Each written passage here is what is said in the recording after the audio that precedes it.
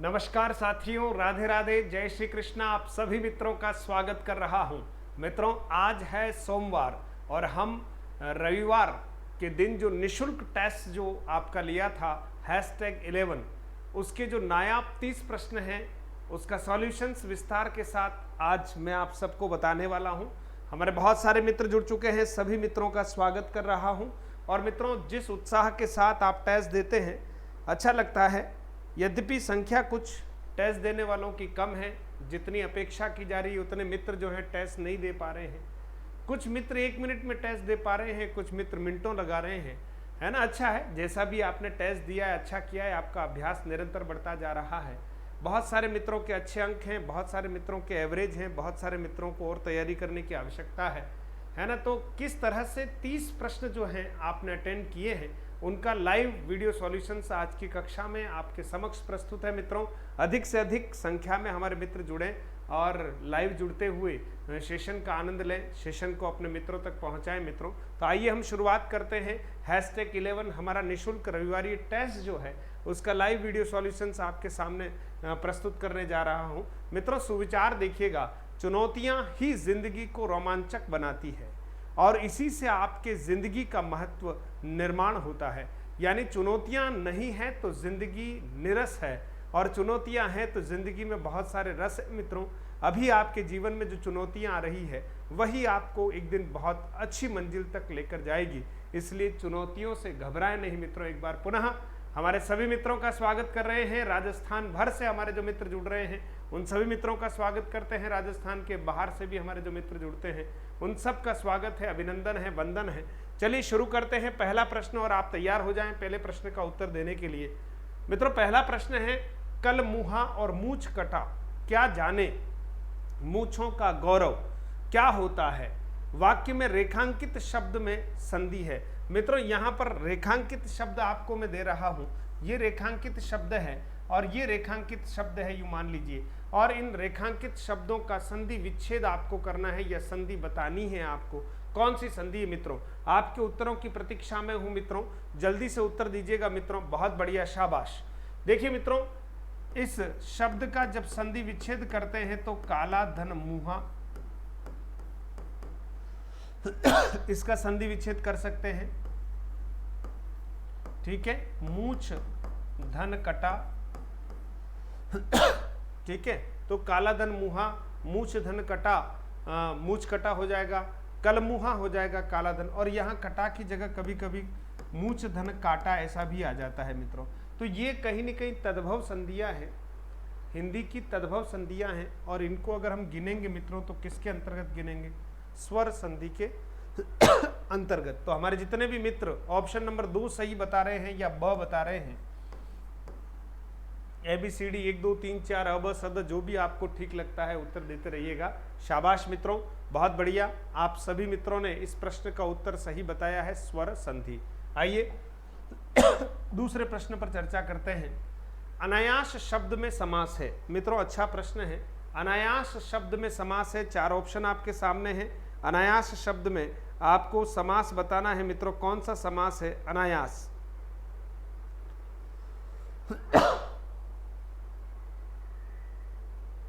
हाँ, 4 ऑप्शन आपके सामने मित्रों, आपको बताना है अनायास,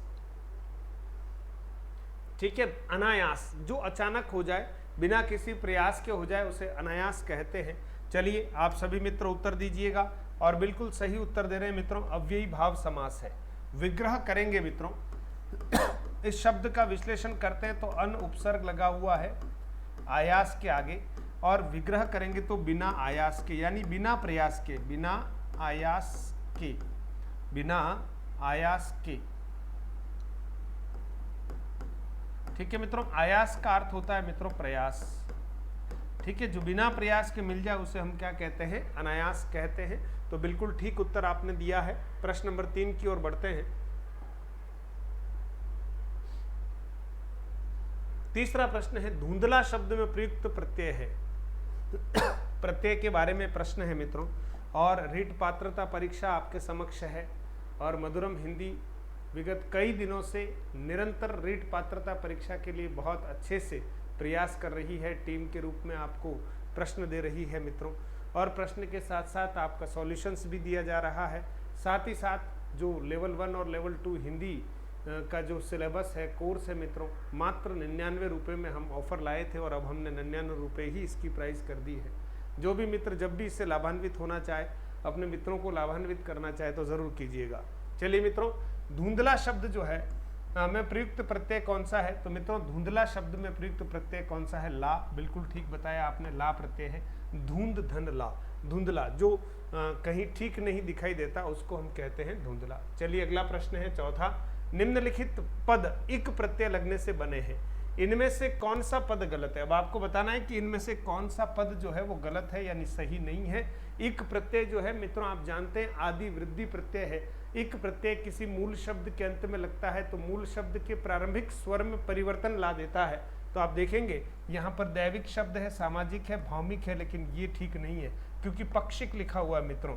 तो यहाँ मूल शब्द होगा पक्ष और उसमें अगर इक प्रत्यय जोड़ते हैं मित्रों तो नवीन शब्द जो बनता है वो बनता है मित्रों पाक्षिक। क्या बनता है मित्रों? पाक्षिक। इसलिए यहाँ पक्षिक लिखा हुआ है तो ये गलत है, सही नहीं है। एक प्रत्यय लगने से बना हुआ सही शब्द नहीं है, सही शब्द ये होगा।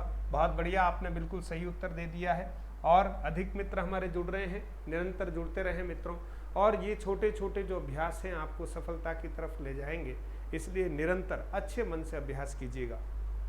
वाइस किस भाषा का उपसर्ग है? बहुत अच्छा प्रश्न है। वाइस शब्द जो है ना, इसको किस भाषा का उपसर्ग माना गया है? बहुत सरल है, उर्दू, हिंदी, फारसी, अंग्रेजी। बिल्कुल उत्तर देना शुरू कीजिएगा आप। ठीक है मित्रों, उत्तर दीजिएगा जल्दी से। वाइस जैसा आपको दिख रहा है अंग्रेजी है ना, आप देखते हैं वाइस प्रेसिडेंट होता है, ठीक है। हाँ, वाइस प्रिंसिपल होता है,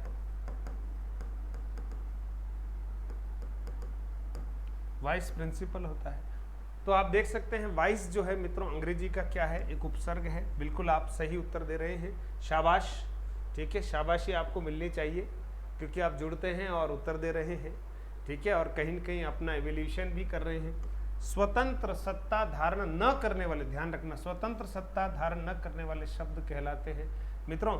रूढ़ शब्द तो आप जानते हैं कि इनके कोई टुकड़े नहीं होते हैं, लेकिन जिनके टुकड़े होते हैं वो स्वतंत्र सत्ता धारण नहीं कर सकते ना। जिनके टुकड़े होते हैं वो एक दूसरे के साथ जुड़ने पर ही बने हुए हैं।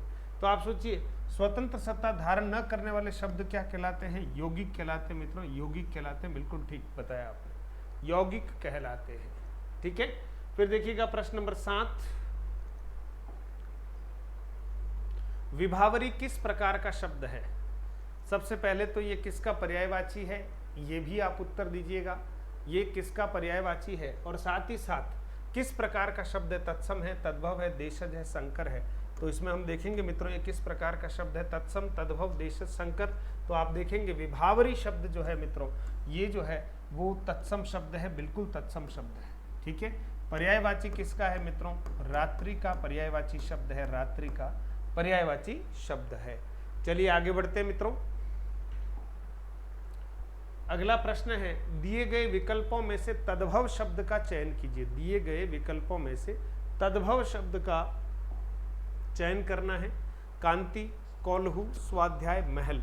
आपको बताना है कि इसमें से कौन सा जो है वो तद्भव शब्द है। कांति है, कोल्हू है, स्वाध्याय है या महल है? बताइए मित्रों, तद्भव शब्द बताना है। बहुत महत्वपूर्ण प्रश्न है और बिल्कुल सही उत्तर दे रहे हैं हमारे मित्र। महल शब्द जो है वो तद्भव शब्द है, तत्सम नहीं है।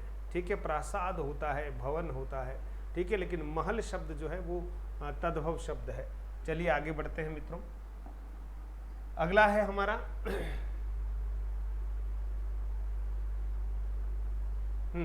निम्नलिखित में से विदेशी शब्द है मित्रों। एक अच्छा प्रश्न है। निम्नलिखित में से विदेशी शब्द हैं, आपको बताना है। जितने भी हमारे टॉपिक्स हैं उन सबको कवर करने का प्रयास किया जा रहा है इस प्रश्नोत्तरी में। निम्नलिखित में से विदेशी शब्द है खिड़की, पेड़, घूंट, दवा। बताएं आप, निम्नलिखित में से विदेशी शब्द है खिड़की, पेट, घूंट, दवा। तो मित्रों बिल्कुल दवा शब्द जो है वो विदेशी है ना, दवा शब्द विदेशी है बिल्कुल। बाकी खिड़की, पेड़, घूंट शब्द जो है, खिड़की शब्द कहीं न कहीं देशज शब्द है, पेड़ जो है तद्भव है, घूंट शब्द जो है वो भी तद्भव है, देशज है। चलिए आगे बढ़ते हैं। प्रश्न नंबर 10 देखिएगा, तारीख शब्द है मित्रों, आपको बताना है। प्रश्न नंबर 10 जल्दी से बताएं, तारीख शब्द क्या है? तारीख शब्द के बारे में सभी मित्रों की राय है ना, जल्दी से बताइए मित्रों।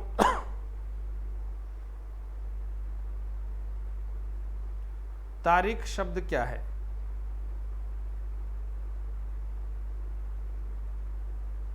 बहुत बढ़िया, प्रयास कीजिए।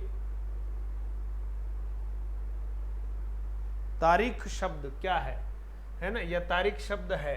तो मित्रों तारीख शब्द जैसा कि आप उत्तर दे रहे हैं विदेशी शब्द है, ठीक है, विदेशी शब्द है। और डेट शब्द अंग्रेजी है, डेट शब्द अंग्रेजी है, और दिनांक शब्द जो है वो हिंदी है, ठीक है। चलिए आगे बढ़ते हैं। अगला देखिए, वह गंदगी से घृणा करता है, वाक्य में कौन सा कारक है? वह गंदगी से घृणा करता है, कारक से संबंधित बहुत महत्वपूर्ण प्रश्न है, जल्दी से बताएं। वह गंदगी से क्या करता है मित्रों? घृणा करता है। तो गंदगी से घृणा करता है, देखिए गंदगी से घृणा करता है, वाक्य में कौन सा कारक है? तो देखिए मित्रों, वाक्य में कौन सा कारक है? अपादान है, घृणा, लज्जा,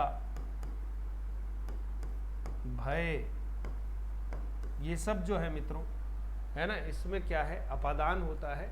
तो यहाँ पर अपादान कारक है घृणा के संदर्भ में। बहुत बढ़िया मित्रों, चलिए नेक्स्ट। प्रश्न नंबर 12, वह घर पहुंच गया। इस वाक्य में पहुंच गया किस क्रिया का उदाहरण है? क्रिया से संबंधित अच्छा प्रश्न है। पहुंच गया किस क्रिया का उदाहरण है? प्रेरणार्थक क्रिया है, पूर्वकालिक क्रिया है, द्विकर्मक क्रिया है, संयुक्त क्रिया है। अब आपको बताना है कि ये कौन सी क्रिया है मित्रों, ठीक है। प्रेरणार्थक है, पूर्वकालिक है, द्विकर्मक है या संयुक्त क्रिया है? पहुंच गया है ना, पहुंच गया शब्द है मित्रों, तो बिल्कुल पहुंच गया क्या है? संयुक्त क्रिया है मित्रों। कौन सी क्रिया है? संयुक्त क्रिया। जिन मित्रों ने सही उत्तर दे रहे हैं निरंतर साधुवाद के पात्र हैं, और इसी उत्साह के साथ उत्तर देते रहिए। जीवन में एक दिन जरूर आपका कल्याण होने वाला है, इसमें कोई संदेह नहीं है, तपते रहिए। चलिए नेक्स्ट प्रश्न है मित्रों, प्रश्न नंबर 13, स्त्रीत्व शब्द में कौन सी संज्ञा है? स्त्रीत्व शब्द, ध्यान देना, स्त्रीत्व शब्द में कौन सी संज्ञा है? जातिवाचक, व्यक्तिवाचक, भाववाचक, द्रव्यवाचक। इसी तरह से मिलता जुलता शब्द है पुरुषत्व, पौरुष,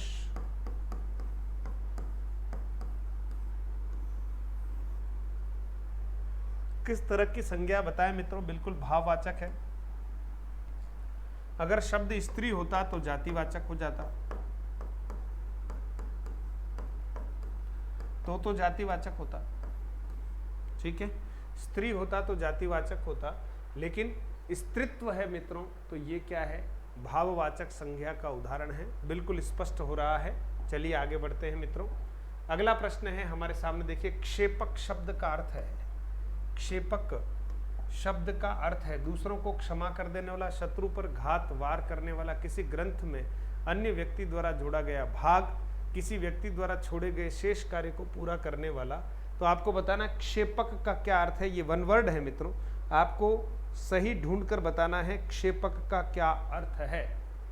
ढूंढिए मित्रों और सही उत्तर की तरफ बढ़िएगा। क्षेपक का क्या अर्थ है?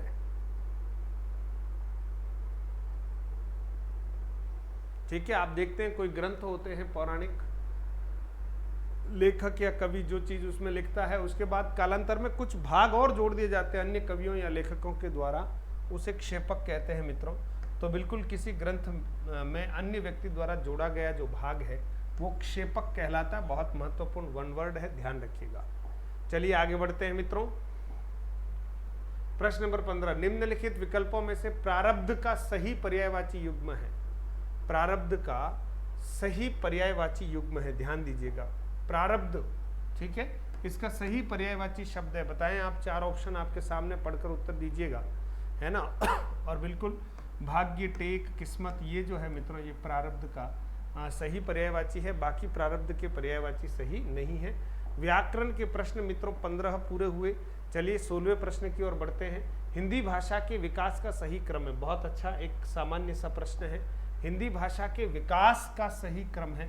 मित्रों मैंने कक्षाओं में आपको कई बार बताया है और कल से क्रैश कोर्स शुरू होने वाला है, उसमें भी हम बहुत संक्षिप्त में व्याकरण के विविध टॉपिक्स को बहुत अच्छे से पूरा करने वाले हैं। इसलिए आपसे आग्रह है आप जुड़िएगा, आपके काम के लिए। आपको अगर अच्छा लगता है व्याकरण हमें सीखना है तो ज़रूर मधुरम हिंदी के इस ऑनलाइन प्लेटफॉर्म पर आप सबका हृदय की गहराइयों से स्वागत है। और आपको शॉर्ट में भले वीडियो की तैयारी कर रहे हो या एलडीसी की तैयारी कर रहे हो या रीट की या फर्स्ट ग्रेड सेकंड ग्रेड, जहाँ पर भी व्याकरण आ रही है वो सभी मित्र जुड़ सकते हैं। तो मित्रों पाली, प्राकृत, अपभ्रंश और हिंदी। पाली ठीक है, प्राकृत, अपभ्रंश और हिंदी, बिल्कुल अ जो है सही है। ये महात्मा बुद्ध, महावीर स्वामी, अपभ्रंश और हिंदी, बिल्कुल ठीक है ना। हिंदी का विकास सीधे तौर पर अगर देखें तो अपभ्रंश से हुआ है। बहुत बढ़िया। चलिए प्रश्न नंबर 17 की ओर बढ़ते हैं मित्रों। निम्न में से गलत कथन है, ध्यान देना, गलत कथन कौन सा है इस पर चर्चा करनी। 4 कथन अच्छे से पढ़िए। निदानात्मक परीक्षण, कारणों को दूर करते हुए पुनः शिक्षण कार्य, नहीं ये बात तो नहीं है। उपलब्धि परीक्षण, बालक की उपलब्धि को जानना, ठीक है। निदानात्मक परीक्षण, बालकों की समस्या के कारणों को जानना व उपाय खोजना, और इनमें से कोई नहीं। तो मित्रों गलत कथन कौन सा हुआ, यही कथन है, क्योंकि निदानात्मक परीक्षण में तो बालकों की समस्या के कारणों को क्या किया जाता है, जाना जाता है और उपाय को खोजा जाता है। लेकिन पुनः शिक्षण का काम उपचारात्मक शिक्षण में होता है। इसलिए पहला ऑप्शन जो है मित्रों वो बिल्कुल सही है। ये कथन सही नहीं है, गलत है। जिन्होंने पहला ऑप्शन किया है वो बिल्कुल ठीक किया है ना, आपने बिल्कुल सही किया है। निर्धारित मापदंडों को ध्यान में रखकर एवं किसी विषय विशेषज्ञ द्वारा निर्मित परीक्षण कहलाता है। देखिए, निर्धारित मानदंडों के आधार पर और विषय विशेषज्ञ द्वारा निर्मित जो भी परीक्षण है वो क्या कहलाएगा मित्रों, बिल्कुल आप देखिएगा मानकीकृत।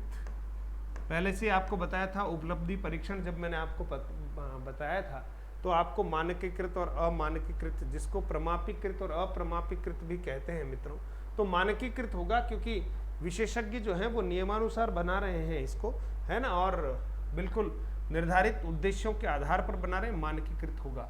चलिए मित्रों नेक्स्ट अगला है, प्रचलित भाषा संबंधी नियमों की व्याख्या व्याकरण है, उक्त कथन किसका है।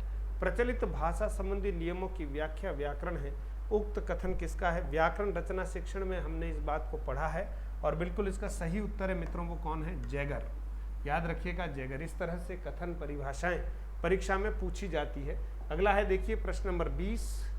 प्रश्न नंबर 20 मित्रों, द्वितीय भाषा शिक्षण की सर्वाधिक प्राचीन व प्रचलित विधि है। द्वितीय भाषा शिक्षण की सर्वाधिक प्राचीन व प्रचलित विधि, द्वितीय भाषा सिखानी है तो सबसे प्राचीन व प्रचलित विधि कौन सी है बताइएगा। 4 विधियां हैं, व्याकरण अनुवाद, समवाय, आगमन विधि, निगमन विधि। बस अब आपको जो भी ठीक लगता हो कीजिए। बिल्कुल आपके उत्तरों की प्रतीक्षा में हूँ। बहुत बढ़िया, शाबाश, वेरी गुड। और बताएं मित्रों जल्दी से, जितने भी मित्र हमारे बता पा रहे हैं कुछ समय जरूर निकालो मित्रों अपने लिए, अपनी हिंदी के लिए, बहुत अच्छा होगा। समय निकल जाएगा मित्रों और पछताना शेष रह जाएगा जीवन में। और बहुत सारे लोगों की नौकरी अभी L1 में लगी है मित्रों। एक गांव से 20-20 बच्चे हैं, 25-25 बच्चे हैं, किसी गांव से 35 बच्चे हैं और इतने छोटे छोटे बच्चे हैं।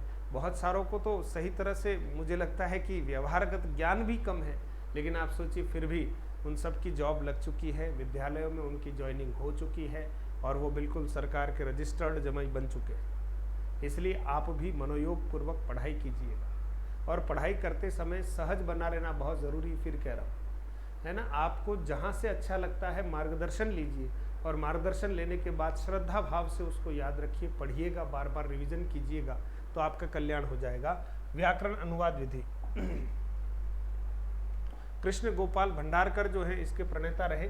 व्याख्या प्रणाली के भेदों में नवीन विधि कौन सी, व्याख्या प्रणाली के जो भेद हैं उसमें से नवीन विधि कौन सी, ये भी मैंने आपको बताया था रचना शिक्षण की जो हमारी विधियां हैं उसमें। तो मित्रों तुलना विधि इसमें अपेक्षाकृत क्या होती है, नहीं होती है तुलना विधि। ये इसका सही उत्तर है ऑप्शन नंबर 2। प्रश्न नंबर 22 की तरफ बढ़ते हैं। देखिए प्रश्न नंबर 22, राजस्थान में सतत एवं समग्र मूल्यांकन के बारे में असत्य कथन है। असत्य कथन पर चिंता करनी है कि कौन सा कथन असत्य है। द्वितीय चरण 178 ब्लॉक्स में 3059 प्राथमिक विद्यालय में सीसी लागू करना, ठीक है। तृतीय चरण सभी ब्लॉक्स में लहर कक्ष। चतुर्थ चरण राजस्थान के सभी प्राथमिक विद्यालयों में SIQ लागू करना है, सभी सत्य है। और पूछा गया कि असत्य कथन कौन सा है मित्रों, तो तृतीय चरण में सभी ब्लॉक्स में लहर कक्ष स्थापित किया गया? नहीं, ये तो द्वितीय जो चरण था उसमें चुनिंदा विद्यालयों में लहर कक्ष जो है स्थापित किया गया। तृतीय चरण में तो लगभग सभी ब्लॉक्स में 2500 के आसपास विद्यालयों में सीसी कार्यक्रम लागू किया गया। ये तृतीय चरण में किया गया था मित्रों 13-14 में। फिर देखिए अगला है,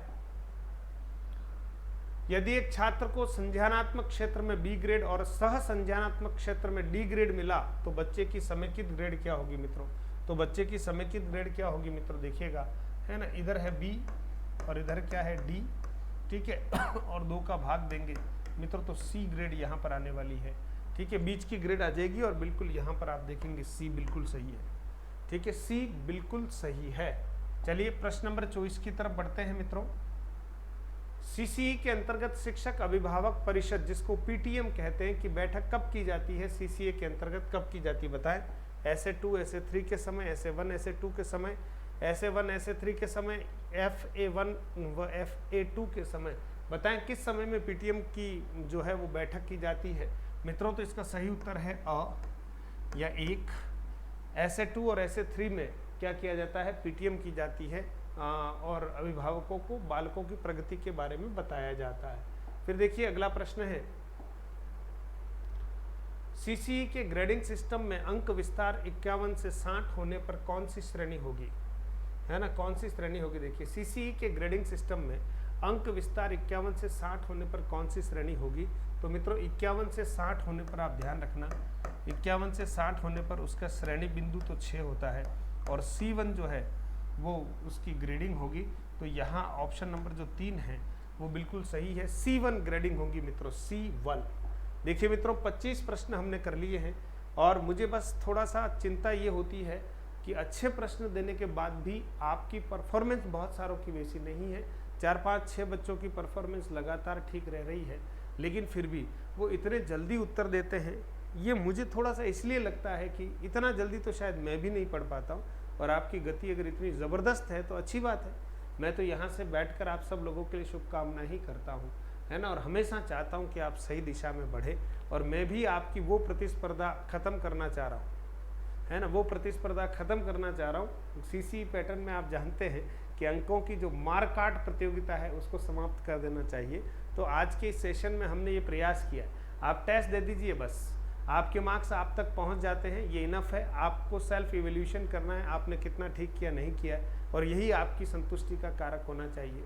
हम विगत कई टेस्टों में हम जो है प्रथम का चित्र और बाकी नामों की घोषणा कर रहे थे।